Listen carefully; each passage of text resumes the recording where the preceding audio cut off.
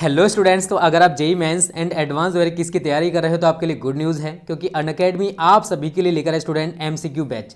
यहाँ पर India's top educators जैसे HK अर्जरिया सर हैं, विनोद कुमार सर हैं, पराग किरार सर हैं, लकी जेठानी सर हैं, ये आपको टीच करने वाले हैं।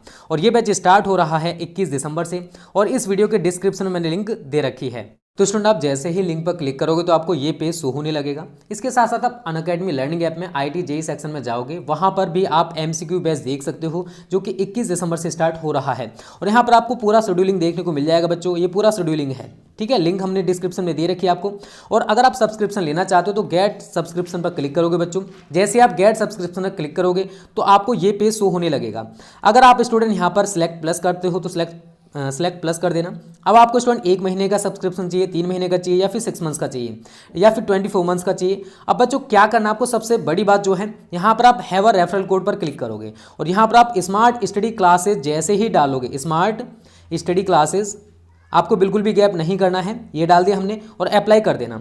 जैसे ही आप अप्लाई पर क्लिक करोगे बच्चों तो आपको 10%, आप यहाँ पर देख सकते हो आपका जो प्राइस है वो 10% कम हो चुका है, तो आपके लिए बहुत अच्छी बात है।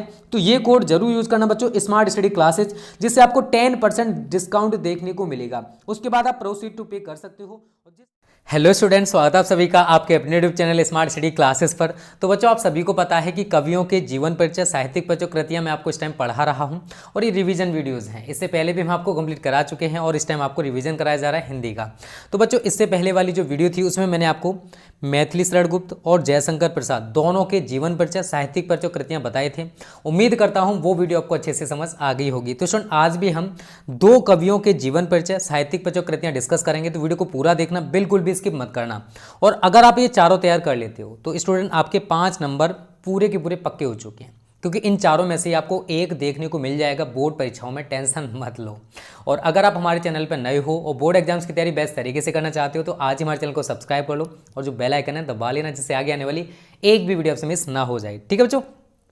तो सबसे पहले हम बात करेंगे सुमित्रा नंदन पंत के बारे में, ठीक है। तो देखो मैंने आपको बोला था वैसे बोर्ड परीक्षाओं में बच्चों आता है साहित्यिक परिचय, कृतियां, लेकिन थोड़ा सा हमें कवि का जीवन के बारे में भी पता होना जरूरी है। और अगर आप थोड़ा सा जीवन परिचय लिख दोगे तो एग्जामिनर के ऊपर एक अलग इंप्रेशन पड़ेगा। तो यहाँ पर जीवन परिचय की हम बात करेंगे बच्चों कि इनका जन्म कहाँ हुआ।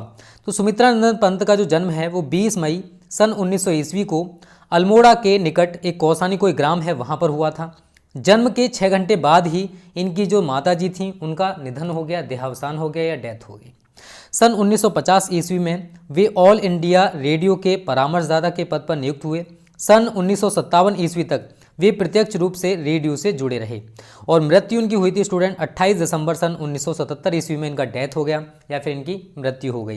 ये तो थोड़ा सा हमने जीवन परिचय के बारे में जान लिया। अब बच्चों जानते हैं साहित्यिक परिचय, क्योंकि आपको पता होगा कि साहित्यिक परिचय के लिए बोर्ड एग्जाम्स में 3 नंबर होते हैं। तो छायावध युग के ये कवि थे। प्रसिद्ध कवि सुमित्रा नंदन पंत 7 वर्ष की छोटी आयु से ही रचनाएं करने लगे थे, मतलब 7 वर्ष के थे तब से ही रचनाएं करने लगे। और उनकी जो प्रथम रचना है सन 1916 ईस्वी में सामने आई। गिरजे का घंटा नामक इस रचना के पश्चात वे लगातार काव्य रचना करने लगे थे। गिरजे का घंटा, इस रचना को आप याद रखना। सन 1919 ईस्वी में इलाहाबाद के म्योर कॉलेज में प्रवेश लेने के पश्चात इनकी जो काव्य के प्रति रुचि है वो और ज़्यादा बढ़ गई और सन 1920 ईस्वी में उनकी जो रचनाएं हैं उच्छ्वास एवं ग्रंथि प्रकाशित हुई। सन 1921 ईस्वी में उन्होंने महात्मा गांधी के आह्वान पर अपना कॉलेज छोड़ दिया और राष्ट्र मुक्ति आंदोलन में ये सम्मिलित हो गए। लेकिन इनका जो स्वभाव था बहुत ज़्यादा कोमल था, ठीक है ना। इसी वजह से ये सत्याग्रह में सक्रिय रूप से सहयोग नहीं कर पाए और इन्होंने क्या किया, सत्याग्रह को छोड़ दिया, ठीक है। दोबारा से काव्य रचनाओं में व्यस्त हो गए, ठीक है। तो महात्मा गांधी जी के टाइम के हैं ये, ठीक है। उसके बाद सन 1927 ईस्वी में वीणा एवं सन 1928 ईस्वी में पल्लव नामक काव्य संग्रह प्रकाशित हुए। इसके पश्चात सन 1939 ईस्वी में काला कांकर आकर इन्होंने मार्क्सवाद का अध्ययन प्रारंभ किया और प्रयाग आकर रूपाभा नामक पत्रिका का संपादन किया, ठीक है। थोड़ा सा आपको ये पता होना चाहिए बच्चों। और इन्हें देखो ज्ञानपीठ पुरस्कार से भी सम्मानित किया गया है। अगर हम इनकी कृतियों की बात करें, क्योंकि आप सभी को पता होगा कि 3 नंबर होते हैं साहित्यिक परिचय के लिए, तो बच्चों 2 नंबर होते हैं कृतियों के लिए। तभी आपको पूरे के पूरे टोटल 5 मार्क्स मिलने वाले हैं जब आप साहित्यिक परिचय कृतियाँ दोनों चीज़ लिखोगे। तो इनकी कृतियाँ हैं लोकायतन, वीणा, पल्लव, गुंजन, ग्रंथि। अन्य कृतियाँ हैं इनकी स्वर्णधूलि, स्वर्णकिरण, युगपथ, उत्तरा तथा अतिमा। इन्होंने युगांत, युगवाणी और ग्राम्य रचनाएं भी लिखी। ठीक है ना। तो यहाँ तक तो आपको कोई दिक्कत नहीं है बच्चों। देखो इस टाइप से आप लिखोगे तो आपको पूरे मार्क्स मिल जाएंगे, टेंशन मत लो। ये सुमित्रा नंदन पंत का जो जीवन परिचय, साहित्यिक परिचय कृतियाँ हैं कंप्लीट हो चुकी हैं। आपको 5 नंबर अच्छे से मिलने वाले हैं। जिस टाइप से मैं आपको बता रहा हूँ वैसे ही लिख कर आना, पूरे मार्क्स मिल जाएंगे, टेंशन मत लो। और इसी टाइप से मैं आपको बताने वाला हूँ बच्चों महादेवी वर्मा जी के बारे में। ठीक है ना। महादेवी वर्मा आप सभी जानते होंगे महादेवी वर्मा जी को। कौन है ये? बहुत प्रसिद्ध कवयित्री हैं। ठीक है ना, छायावादी युग की। और जीवन परिचय इनका हम थोड़ा सा जानेंगे। पीड़ा की गायिका अथवा आधुनिक युग की मीरा, ये 2 संज्ञाएं इनको दी गई हैं, पीड़ा की गायिका और आधुनिक युग की मीरा के नाम से विख्यात श्रीमती महादेवी वर्मा का जो जन्म है सन 1907 ईस्वी में होलिका दहन के दिन उत्तर प्रदेश के फर्रुखाबाद जिले में हुआ था। ठीक है। इनकी जो माता हैं हेमरानी, जो कि एक साधारण कवित्री थी। 9 वर्ष की छोटी उम्र में ही इनका विवाह हो गया था। किससे हो गया था? स्वरूप नारायण वर्मा से हो गया था। बहुत देखो 9 वर्ष कोई ज़्यादा बड़ी बात, ज़्यादा एज नहीं होती है। इतनी छोटी सी आयु में ही इनका क्या हो गया था बच्चों? विवाह। इनकी डेथ की बात करें तो महादेवी वर्मा का जो स्वर्गवास है 80 वर्ष की उम्र में 11 सितंबर सन 1987 ईस्वी में हो गया था। ठीक है। यहाँ तक कोई दिक्कत नहीं होगी आपको। ये जीवन परिचय इनका। अब जानेंगे बच्चों साहित्यिक परिचय के बारे में। ठीक है। तो देखो साहित्यिक परिचय, महादेवी वर्मा मैट्रिक पास करने के पश्चात ही ये काव्य रचनाएं करने लगी थी।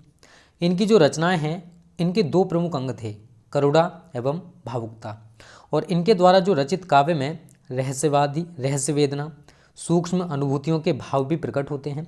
इनकी जो रचनाएं हैं सर्वप्रथम चांद नामक एक पत्रिका है उसमें प्रकाशित हुई और इसके पश्चात इन्हें एक प्रसिद्ध कवयित्री के रूप में प्रसिद्धि प्राप्त हुई। सन 1933 ईस्वी में इन्होंने प्रयाग महिला विद्यापीठ के प्राचार्य पद को सुशोभित किया। इनकी काव्यात्मक प्रतिभा के लिए इन्हें से कसरिया एवं मंगला प्रसाद पुरस्कारों से भी सम्मानित किया गया। ठीक है ना। तो ये छोटी छोटी चीज़ें आपको याद रखनी है। इसके पश्चात भारत सरकार ने इन्हें पद्म भूषण की उपाधि से भी सम्मानित किया और सन 1983 ईस्वी में इन्हें ज्ञानपीठ पुरस्कार से भी सम्मानित किया गया और इसी वर्ष इन्हें उत्तर प्रदेश सरकार की ओर से भारत भारती पुरस्कार भी दिया गया। ठीक है बच्चों। उसके बाद बच्चों ये इनकी कृतियाँ हैं, आप यहाँ पर देख सकते हो। निहार, रश्मि, नीरजा, सांध्य गीत, दीपशिखा, अतीत के चलचित्र, स्मृति की रेखाएं, श्रृंखला की कड़ियाँ आदि इनकी गद्य रचना हैं। और यामा नाम से इनकी विशिष्ट गीतों का संग्रह प्रकाशित हुआ। संधिनी और आधुनिक कवि भी उनके गीतों के संग्रह हैं।